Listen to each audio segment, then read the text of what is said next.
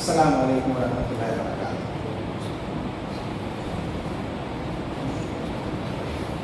الحمد لله نحمده ونستعينه ونستغفره ونعوذ بالله من شرور أنفسنا ومن سيئات أعمالنا من يهده الله فلا مضل له ومن يضلل فلا هادي له. أشهد أن لا إله إلا الله وحده لا شريك له وأشهد أن محمدا عبده ورسوله أما بعد.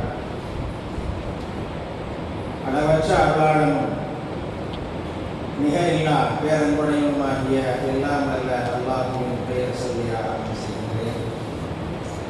அல்லாஹ்வுடைய ஸலவாத்தும் ஸலாமும் நபிகள் நாயகம் ஸல்லல்லாஹு அலைஹி வஸல்லம் அவர்கள் மீதும் அவர்களின் குடும்பத்தார் மீதும் அவர்களின் நல்ல தோழர்களான சஹாபாக்கள் அனைவரும் உண்டாகும். அல்லாஹ்வுடைய மார்க்கத்தை நபிகள் நாயகம் ஸல்லல்லாஹு அலைஹி வஸல்லம் அவர்கள் வழிமுறை பேணி வாழக்கூடிய எல்லா முஸ்லிம்களுக்கும் அல்லாஹ்வுடைய கடமை நிறைவேற்றுவதாக அல்லாஹ்வை பற்றியும் அல்லாஹ்வுடைய மார்க்கத்தை பற்றியும் பேசவும் கேட்பதற்கு வந்திருக்கின்ற நம் அனைவருக்கும் அந்த அல்லாஹ்வுடைய வற்றா பெருங்கருணை என்றென்றும் நிலவட்டுமாக. அன்பிற்குரிய பெரியோர்களே, அருமை சகோதரர்களே, இன்றைய இந்த ஹதீஸ் வகுப்பை பொறுத்தவரைக்கும் நபிகள் நாயகம் ஸல்லல்லாஹு அலைஹி வஸல்லம் அவர்கள் நம்முடைய அமல்கள் எல்லாம் அல்லாஹ்விடத்திலே ஒப்புக்கொள்ளப்பட வேண்டும் என்று சொன்னால் அதற்காக நபிகள் நாயகம் ஸல்லல்லாஹு அலைஹி வஸல்லம் அவர்கள் காட்டியிருக்கின்ற வழிமுறைகள் என்ன என்பதை பற்றி சில விஷயங்களை ஒரு சில நிமிடங்களில் இங்கே நாம் பார்த்திருக்கின்றோம். நம்மை பொறுத்தவரைக்கும் நன்மையான காரியங்கள் எல்லாவற்றையும் நாம் செய்கின்றோம். தொழுகையாக இருந்தாலும் கடமையாக இருந்தாலும் அதுபோன்ற சக்காத், ஹஜ்ஜு போன்ற கடமைகள், நோன்பு போன்ற கடமைகள், இது இல்லாமல் அல்லாஹ்வுக்கு பொருத்தமான எத்தனை நன்மையான காரியங்களை எல்லாம் நன்மை எதிர்பார்த்தவர்களாக நாம் செய்து வருகின்றோம். ஆனால் நாம் எந்த காரியங்களை செய்தாலும் கூட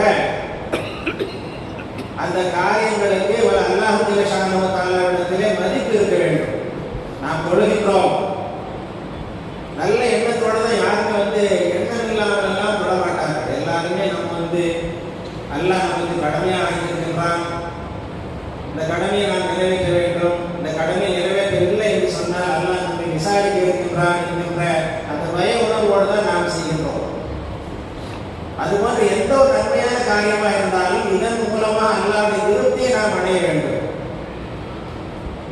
அல்லாஹ்வுடைய திருப்தி நமக்கு கிடைக்குமையானால் மறுமையில் அதற்குண்டான முழுமையான பலனை நாம் அனுபவித்துக் கொள்ளலாம் என்கிற நோக்கத்தோடு தான் நாம் செய்கின்றோம். ஆனாலும் கூட சில விஷயங்களினால் நம்மிடத்தில் இருக்கக்கூடிய அல்லாஹ்வுக்கு விரோதமான சில எண்ணங்கள், சில செயல்கள் நம்மை அறியாமலே நம்மிடத்தில் வந்து விடுகின்றன. நாம் தொழுகின்றோம். அந்த தொழுகையை பொறுத்த வரைக்கும் திருமறை குர்ஆனில் அல்லாஹ் சுப்ஹானஹு வ தஆலா தொழுகையாளர்களுக்கு ஜன்னத்துல் ஃபிர்தௌஸ் என்று சூரா கத் அஃலஹ என்ற சூராவிலே உலாயிகல் வாரிசூன் அல்லது எரிசூல் ஃபிர்தௌஸ்னு சொல்றான். தொழுகையாளர்கள் ஜன்னத்துல் ஃபிர்தௌஸ்க்கு வாரிசுகள்.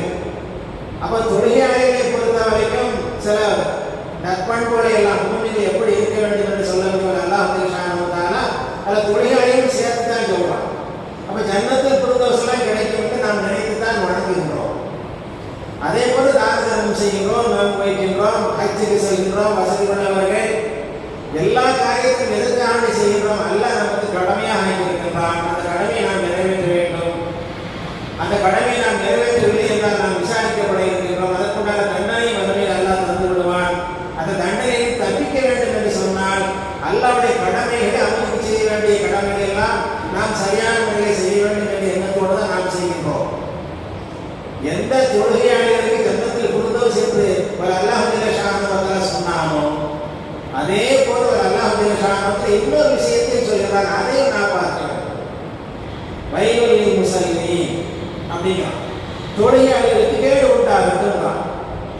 அப்ப எந்த தொழுகையாளர்கள் ஜன்னத்துல் ஃபிர்தௌஸுக்கு வாரிசுதாரர்கள், சொந்தக்காரர்கள்,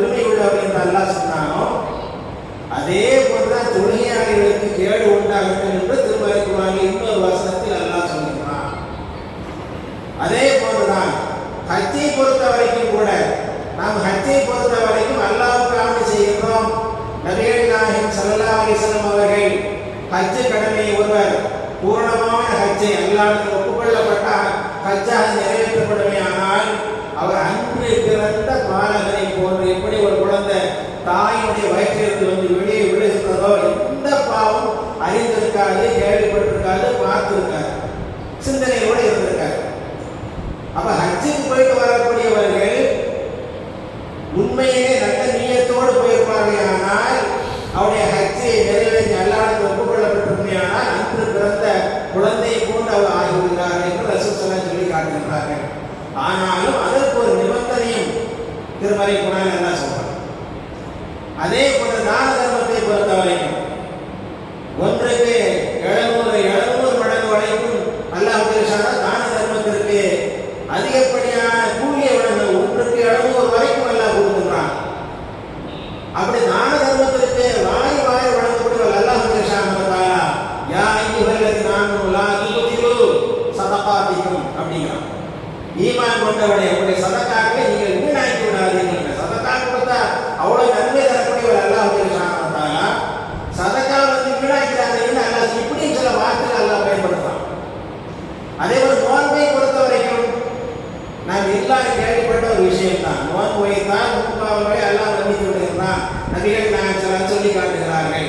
ரமலான் மாதத்தில் நோன்பு வைத்தால் அவர்கள் முன்பாவங்கள் மன்னிக்கப்படும். இது எல்லோருக்குமே தெரிந்த ஒரு விஷயம். அதனால் அதை கடைபிடிக்கவும் நாம் செய்கிறோம். ஆனால் நபிகள் நாயகம் ஸல்லல்லாஹு அலைஹி வஸல்லம் இன்னொரு விஷயத்தை சொல்றாங்க. யார் ஒருவர் நோன்பு வைத்துக் கொண்டு அருவருப்பான செயல்களை விடவில்லையோ, அருவருப்பான பேச்சுக்களை பேசுவதை அவர் விடவில்லையோ, அவர் தாகித்திருப்பதிலும் அவர் வந்து பட்டியோடு இருப்பது அல்லாஹ்வுக்கு எந்த தேவையும் இல்லை. அப்ப என்ன இது? நோன்பாளிகளை பொறுத்தவரை முன்பாவெல்லாம் மன்னிக்கப்படும் என்று சொன்ன நபிகள் நாயகம் ஸல்லல்லாஹு அலைஹி வஸல்லம் அவர்கள் சில பேருடைய நோன்பை பற்றி சொல்கின்ற பொழுது அது அல்லாஹ்வுக்கு தேவையில்லை, அவன் படி நடக்கிறான், தாகித்து நடக்கிறான். அப்ப இது ஒரு விஷயத்தை நாம வந்து புரிஞ்சுக்கணும். எந்த ஒரு அமலை செய்தாலும் கூட அந்த அமல்களில் நபிகள் நாயகம் ஸல்லல்லாஹு அலைஹி வஸல்லம் சொல்லக்கூடிய ஒரு நிலை இருக்க வேண்டும்.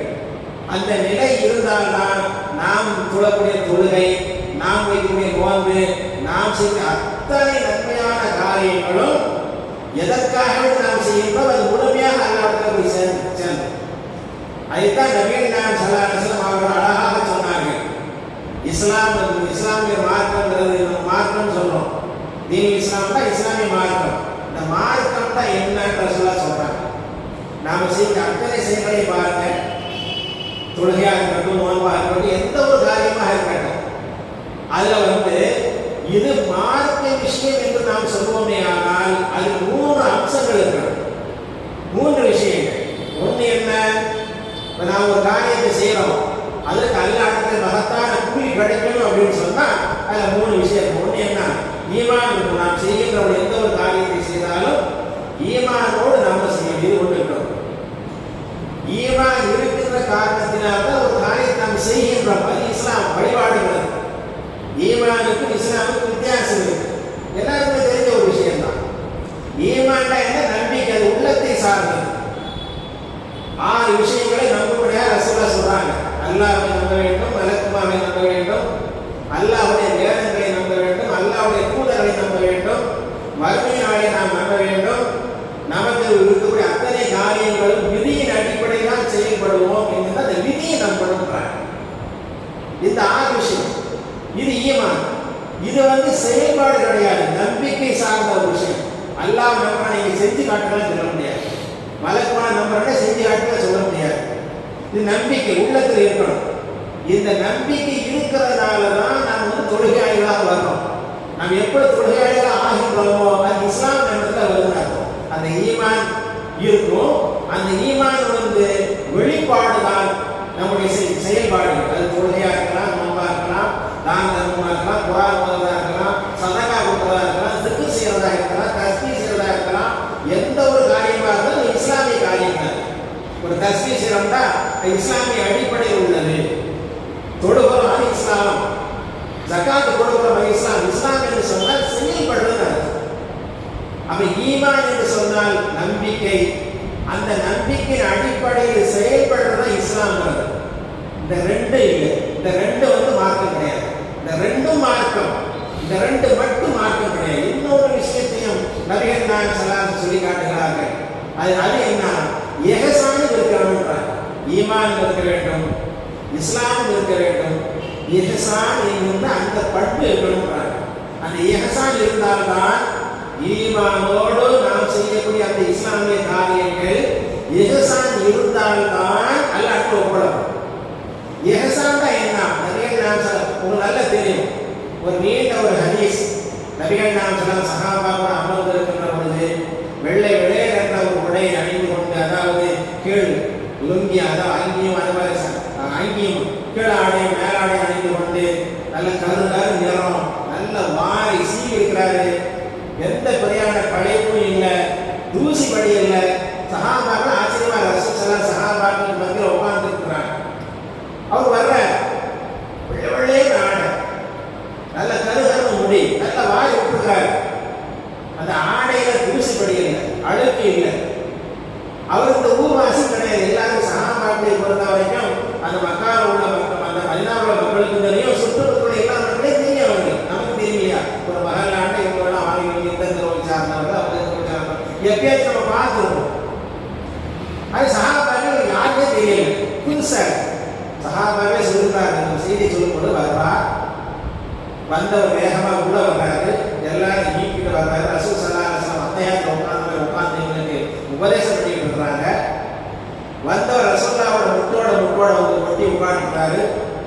உட்கார்ந்து கொண்டு தொடக்கி மேலே கையை வைத்துக் கொண்டு ரசூலுல்லாஹ்ட்ட கேட்கிறார், ஈமான்டா என்னங்க? இப்போ நபிகள் நாயகம் ஸல்லல்லாஹு அலைஹி ஈமான்டா அல்லாஹ் நம்மளோட வளர்க்கணும்னு 6 விஷயத்தை சொல்றாங்க. கரெக்டா சொல்லிட்ட, சதக்த அப்படின்றாங்க. சரியா சொல்றீங்க. அப்ப திருப்பி இஸ்லாம்டா என்னன்னு கேட்கிறேன்.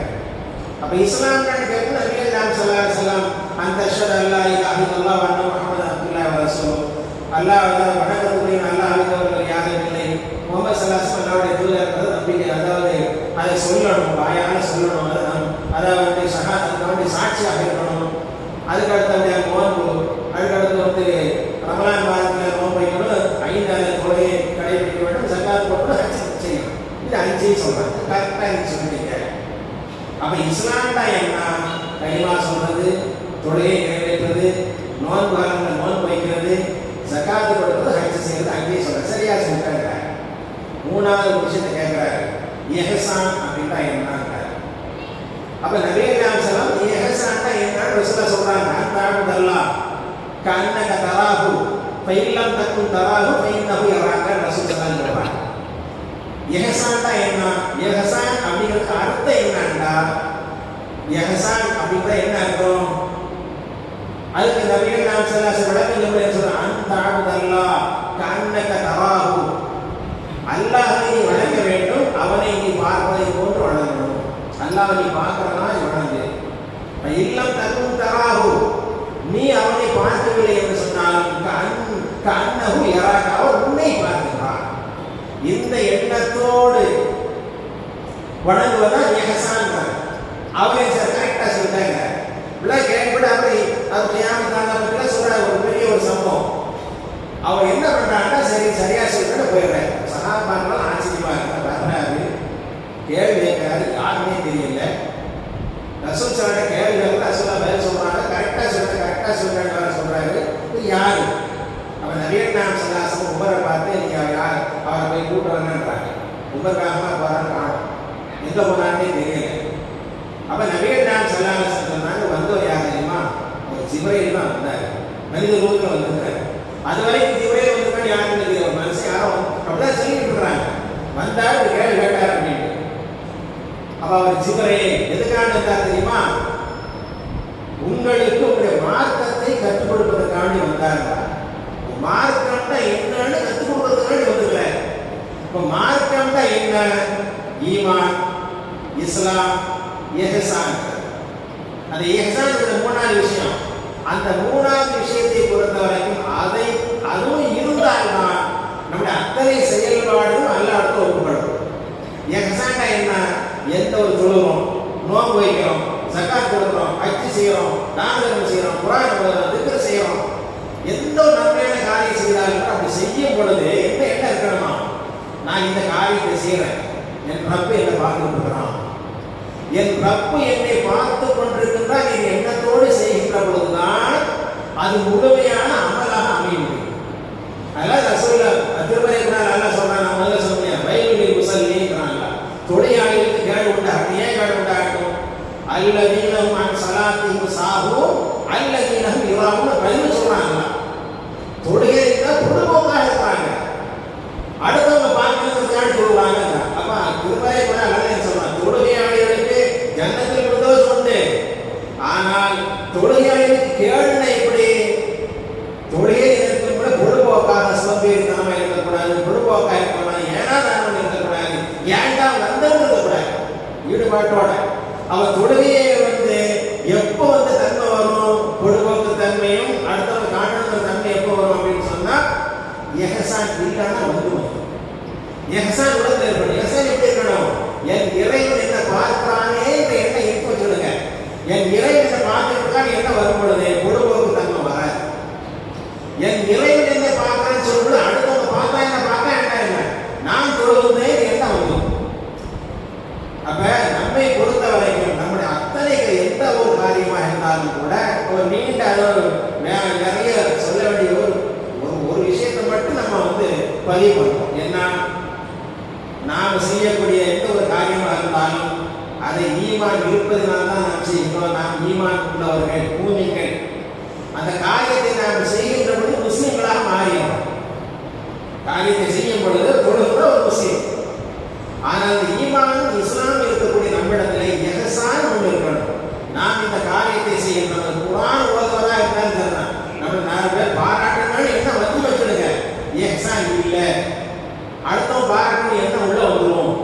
அந்த மாதிரி வரும் பொழுது குர்ஆன் ஓத எந்த ஒரு புண்ணியமும் இல்லாமல் போடும், தொழுகை புண்ணியம் இல்லாமல் போடும், தானமும் புண்ணியம் இல்லாமல் போடும். அப்ப எஹசான் என்பதை பொறுத்த வரைக்கும் அது பல்வேறு முறைகள் உள்ளவும் தக்குவாங்கிற அடிப்படையில் வரும். அது எஹசான் தான். இஹ்லாஸ்ங்கிற அடிப்படை, இஹ்லாஸோட தொடங்குறது. அந்த இஹ்லாஸ் எப்போ வரும்? எஹசான் இருந்தால் இஹ்லாஸ் வரும். இஹ்லாஸ் அது எஹசானுடைய வெளிப்பாடு தான் இஹ்லாஸ்ங்கிறது, தக்குவா. அதுவே அல்லாஹ்வுடைய திருப்தியை நாடி ஒரு காரியத்தை செய்து அல்லாஹ் குர்ஆன்ல சொல்றாங்க.